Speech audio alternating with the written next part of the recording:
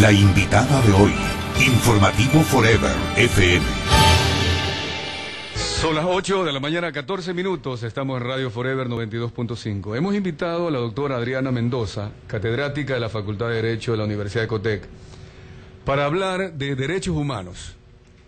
Derechos humanos en relación a educación, todo lo que sucede en el Ecuador actualmente, lo que sucede en el mundo, lo que estamos viendo como testigos lejanos de lo que sucede en Libia, sucede en Siria.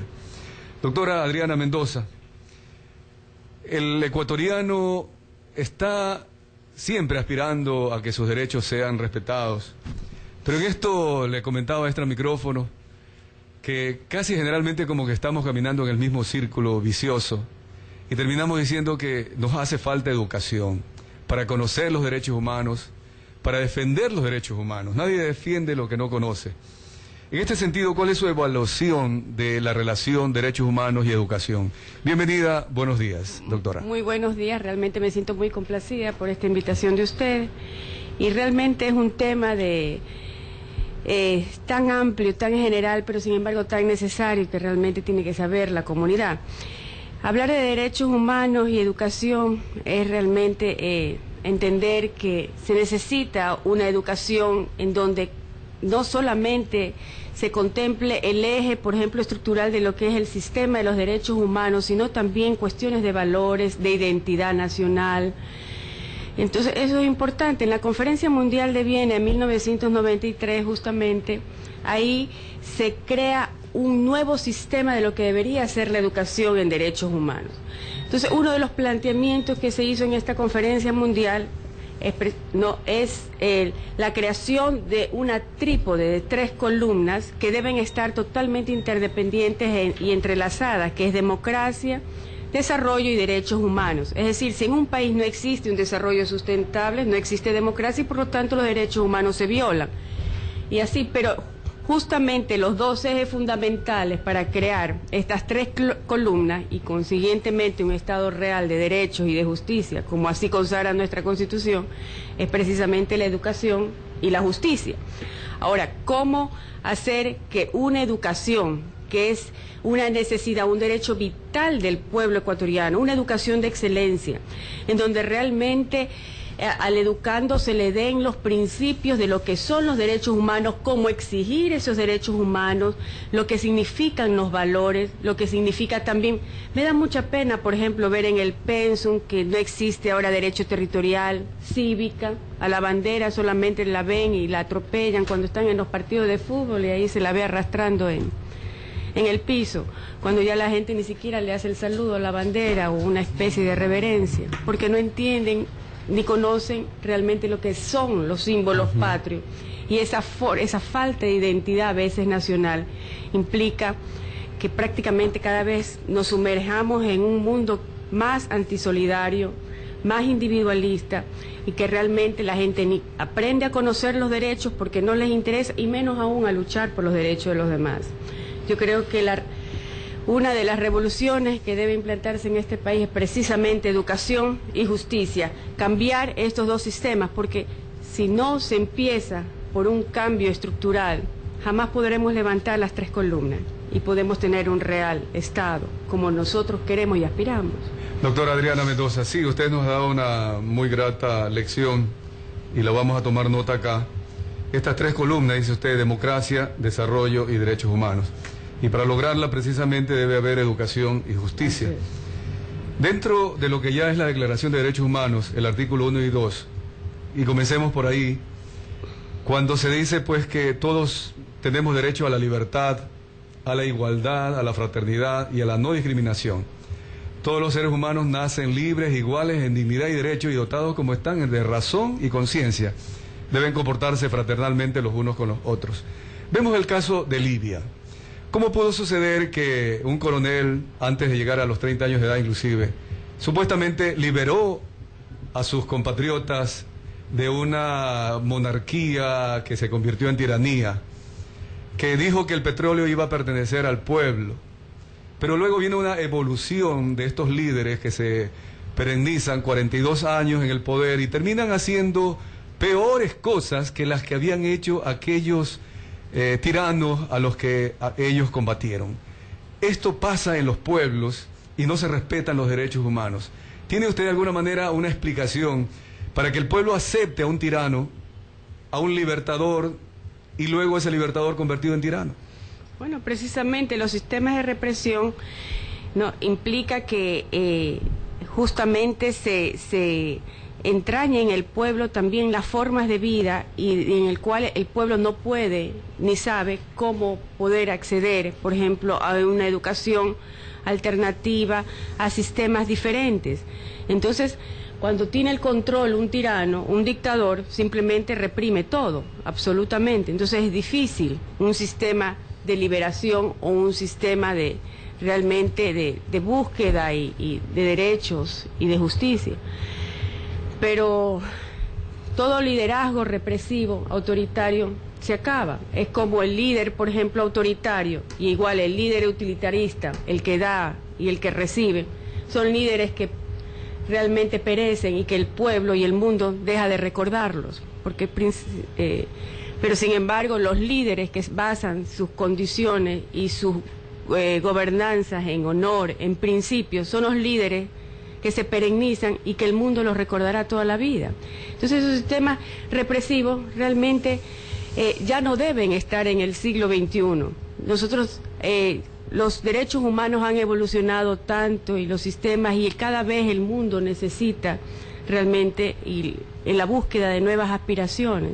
Entonces es necesario encontrar esas libertades y esos derechos, y los pueblos necesitan. Ven, mientras un pueblo cada vez más se reprime, está más represivo, pero sin embargo, ya en el estadio de la globalización, ya estos pueblos saben de que existe, por ejemplo, McDonald's, de que existe Samsonite, de que existen formas y libertades, por ejemplo, para la protección de propiedad privada, comercialización, etcétera. Entonces son las propias aspiraciones, son los movimientos sociales los que realmente convierten y los que hacen que las relaciones internacionales sean tan cambiantes y tan dinámicas. Sí, fundamentalmente creo que usted se refiere, doctora, al hecho de la libertad del ser humano, ¿verdad? De libertad para elegir, para escoger, para buscar su propio destino.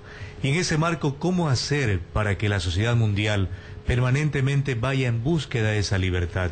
Porque no solamente es un país como los árabes o países latinoamericanos los que están cayendo en esta situación por desconocimiento, por falta de educación, sino quizás por los gobernantes que no refuerzan la democracia con decisiones auténticas para educar, dar salud, dar oportunidades de trabajo, dar esa libertad de la que es consecuente y connatural con el ser humano, doctora. Bueno, Naciones Unidas realmente ha luchado denodadamente y sistemáticamente en todo el mundo en lo que es lo que debe ser el garantizar los derechos humanos, protegerlos y precautelarlos, dar las directrices mínimas para los estados, por ejemplo, que las cumplan. Lastimosamente, como usted dice, a veces son los propios gobiernos los que se resisten, prefieren un pueblo ignorante que pueda ser realmente manipulable, a un pueblo culto que realmente sepa cómo elegir y cómo decidir. Como le vuelvo y le repito, realmente la educación es la herramienta fundamental. Entonces, justamente Naciones Unidas dio una recomendación para los países en desarrollo como el nuestro, en donde se necesita realmente la organización de las comunidades, de los barrios, y empezar a ser entes multiplicadores, para ayudarnos y para poder también acceder a reclamar esas instancias. Entonces, eso es importante, que ya los pueblos empiecen a unirse mejor y a pensar de que no somos ni indios, ni afros, ni mestizos, ni serranos, ni costeños, que todos somos ecuatorianos, y eso es parte importante, porque el Ecuador es un país demasiado complejo y muy difícil de gobernar, porque no es un país unitario, es un país que comprende muchas etnias y muchos pensamientos, mucha idiosincrasia completamente diversa, y por lo tanto esa complejidad lo convierte en un país muy difícil. Entonces la educación tiene que reforzarse en el sentido de un país, de que todos somos ecuatorianos, de que la justicia no puede estar sin venda, para ver el color de la piel o si es rico o pobre, que realmente todos somos iguales, todos somos ecuatorianos. El día que el pueblo entienda lo que significa ser ecuatoriano y ecuatoriana, ese día podrán cambiar los rumbos, pero para eso se necesita la educación sí, desde la para primaria. eso también el trabajo permanente, inclusive de los medios de comunicación. Así es. La aportación suya, doctora Adriana Mendoza, como catedrática de la Facultad de Derecho de la Universidad de Cotec. Pero aquí viene otro tema en relación a lo que le preguntaba Orlando y usted nos ha respondido. Usted dice pues que la educación y la justicia es fundamental, pero si está en manos del poder del Estado o del administrador del Estado, del gobierno. Por ejemplo, Gaddafi, él se cree el dueño de la libertad del pueblo. Él es el que le da la educación, le da la justicia, maneja las cortes, ¿verdad? Porque se convirtió finalmente en un dictador. Y en otros países, el nuestro, la consulta popular, la ciudadanía le dijo al gobierno, sí, entregó en un grupo de personas el control de la opinión, del contenido de los medios de comunicación, hablando de la libertad de expresión. Y en el tema de la justicia también, para que sea el gobierno el que reestructure la función judicial. ¿Cómo ver entonces esto de que hay un pueblo que per se mismo va renunciando a sus propios derechos? Bueno, realmente ese es el sentido de la democracia. La democracia es la voluntad de la mayoría. Entonces la mayoría es la que decide. No, la cuestión es cómo decidir. Ya son procesos que en la medida que se vayan dando ciertas evoluciones y ciertos desarrollos también, los pueblos tienen que ir también cambiando, en el sentido de que, y eso depende también de los ejes estructurales para levantar realmente un Estado de derecho y de justicia. Como les decía, mientras más educación exista, de calidad, de excelencia, de principios, de valores, el pueblo tiene la oportunidad también de ir, ¿no? Cambiando sus propios perfiles y sus propias necesidades y por lo tanto sus propias decisiones. ¿Cuál sería su principal sugerencia en una situación en que la ciudadanía se va dando cuenta, por ejemplo ayer lo que sucedió en el hospital Abel Gilbert Pontón, cuando el presidente llegó a supervisar si se ha cumplido o no las órdenes que él dio hace algún tiempo atrás? Manifestó él que sí hay dinero, que hay tecnología y hace falta nomás las ganas de hacer las cosas. Es decir, reconoció que la estructura centralista, y lo dijo ayer también a las 4 de la tarde, tenemos el reportaje, él reconoce que hay un centralismo que impide que el servicio de salud llegue eficientemente a la ciudadanía. Y hay ciudadanos que le agradecían al presidente su presencia. Yo en el fondo veo que todavía ellos no sienten el conocimiento y el derecho humano a la salud, y están agradecidos que el presidente vaya a llamar la atención a un director de hospital. Pero el ecuatoriano en sí, sin quemar llantas, sin tirar piedras, no ha aprendido aún a reclamar verdaderamente su derecho en la participación ciudadana y lo demás. ¿Qué sugerencia tiene al respecto? Bueno, la forma de acceder a reclamarlos realmente es tener el conocimiento. Primero conocer. Así es, conocer cuáles son derechos y cómo tiene que acceder a reclamarlos. Y una cuestión fundamental es precisamente entender y comprender que ya no podemos vivir en un mundo de silencio y que tenemos que aprender a reclamar. Y aprender, muchas veces decimos sí, creo que más veces decimos sí que no, pero a veces tenemos que aprender también a decir que no. Sí, porque algunas veces se dice que el presidente no conoce lo que está pasando, no tiene por qué conocer, él no puede estar en todos los lugares. Y se dice que hay corrupción en algunas zonas, el tema de educación, cuando tienen que hacer colas, desde la noche anterior dormir padres de familia para encontrar un cupo. Y se dice, no, el presidente no conoce esto. Pero es la ciudadanía la que debe de alguna manera también hacerle conocer al presidente directamente, si es lógicamente, porque si no existe el reclamo, ¿cómo los gobiernos pueden realmente saber y entender las propias necesidades? ¿Cómo conectarse con ese reclamo cuando, por ejemplo, el pueblo advierte de que a través de la justicia se persigue, dice al grande, y no hay cómo ese grande puede reclamarle al gobierno? ¿Cómo yo, chico, pueblo, puedo también emprender un reclamo? ¿Cómo organizarme, como usted manifestaba antes, en los barrios, a través de una organización básica social para demandar mis derechos y reclamarle al poder? Si estoy más preocupado, por ejemplo, de cómo parar la olla en este día para mi familia. Claro. Yo creo que también, por ejemplo, la labor comunitaria que deben emprender los colegios, por ejemplo, las universidades, la gran responsabilidad social que tienen, de que los propios alumnos, por ejemplo, de derechos que sí tienen, van, porque tienen la cátedra justamente de derechos humanos, tienen una formación general muy amplia, ¿no? Puedan empezar a trabajar precisamente en comunidades, en barrios, y empezar a una estructura de ser entes multiplicadores y lograr, ¿no?, que los pueblos y que los barrios empiecen a conocer, ¿no?, y que sobre todo cambiar pensamientos y formas de vida del pueblo ecuatoriano, y en una búsqueda de ser cada vez más solidario, y en aprender que mientras defendemos nuestros derechos tenemos que también a luchar por el que está al lado, por el que está adelante. Es una forma indispensable, y realmente felicito la labor de esta radio, porque uno de los principios fundamentales del comunicador social es precisamente ser educador del pueblo ecuatoriano, entonces, y protector de los derechos humanos.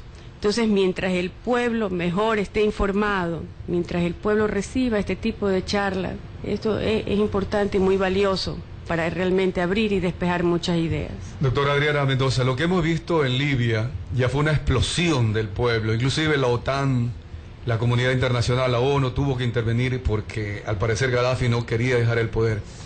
Esto se refleja en el mundo y de alguna manera también son experiencias lejanas, ajenas, pero que de alguna manera también Ecuador ha vivido momentos en que estuvo defenestrando presidentes. Ahora decimos, no, la democracia debe nutrirse con más democracia, pero precisamente fundamentado en lo que usted manifiesta, la participación ciudadana. Yo le voy a leer algunas opiniones de amigos oyentes que mientras hemos estado conversando nos han llegado. Dice: aquí hay una sola salida a este estado dictatorial. Todos los partidos políticos deben dejarse de intereses particulares y unirse y luchar en unidad. Los números de las últimas elecciones nos dan la razón. Los inteligentes somos más que los de Alianza País. Opiniones, ¿verdad? Porque también hay opiniones a favor del actual gobierno. Voy a leer otra. Dice: buen día, que se comente cómo puede ser posible que un ministro nuestro esté de acuerdo.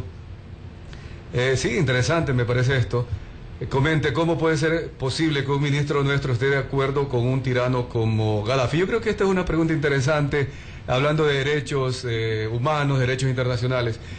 Nuestro ministro de Relaciones Exteriores manifestó el apoyo a Gaddafi. ¿Cómo ve esto desde las grandes mayorías de los ecuatorianos, doctora? Bueno, ya es un aspecto de la política exterior justamente de este gobierno. Eso el pueblo decidió y eso hay que respetarlo. En todo caso, el sistema, por ejemplo, dictatorial que ha tenido Libia no es el mismo sistema que tenemos en Ecuador. Realmente el Ecuador es un país que se ha declarado como país democrático. El Ecuador es un país miembro de Naciones Unidas, miembro de la Organización de Estados Americanos, y por lo tanto no existen cánones, existen instrumentos internacionales, ¿no?, que el Ecuador tiene que cumplir, tienen que ser respetados y tienen que ser garantizados, porque eso lo exige la comunidad internacional. No es lo mismo hablar de sistemas represivos, dictatoriales, por ejemplo, caso Libia, ¿no?, en donde realmente los dictadores han oprimido al pueblo y se han irrespetado completamente los derechos humanos. Son dos cuestiones diferentes. Ahora, la situación de Libia, ¿no?, involucra también muchas cuestiones colaterales, porque son hechos sociales que por lo general se replican en sistemas en que puedan parecerse o con condicionamientos, ¿no?, muy parecidos. Entonces, eso también es una preocupación para la comunidad internacional y por lo tanto Naciones Unidas está en una completa vigilancia frente a este problema. Ahora, hay algo importante también que analizar en este tema de los derechos humanos. ¿En qué momento, cuál es el límite en el que debe intervenir la comunidad internacional? Porque, como usted ha manifestado, en democracia es el pueblo el que decide. Hay organizaciones políticas, por ejemplo la cubana, ellos dicen: vivimos en democracia porque nosotros estamos obedeciendo al pueblo. Y el pueblo va a la Asamblea Nacional, los delegados de los barrios, delegados de todas estas comunidades, de los CDRs, y cuando Fidel Castro o su hermano Raúl plantean algo, ellos votan a favor de lo que plantean los dos hermanos Castro y dicen que son representantes del pueblo. El presidente de la República, Rafael Correa, ha dicho que es una manera de ver la democracia. ¿Cómo ver contra la democracia que en Occidente vemos nosotros cuando es el pueblo el que está permanentemente, no solo eligiendo, sino pidiendo la rendición de cuentas? ¿Cómo ponerle apellidos a este tipo de democracias?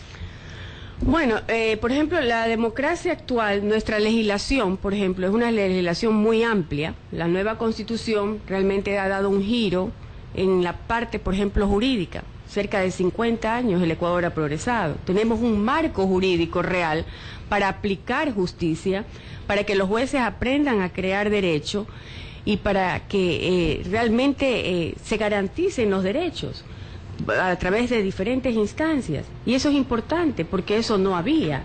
Entonces el Ecuador ahora está en una línea, ¿no?, en base a los teóricos alemanes, españoles, etcétera, de un Estado completamente garantista. Es una de las mejores constituciones. Habla del neoconstitucionalismo. Así es. Ahora, que también tiene la Constitución sus fallas, lógicamente, sus fallas en redacción y en muchas cuestiones, pero en la parte jurídica, ¿no?, fue realmente un gran desarrollo. Eso hay que recalcarlo.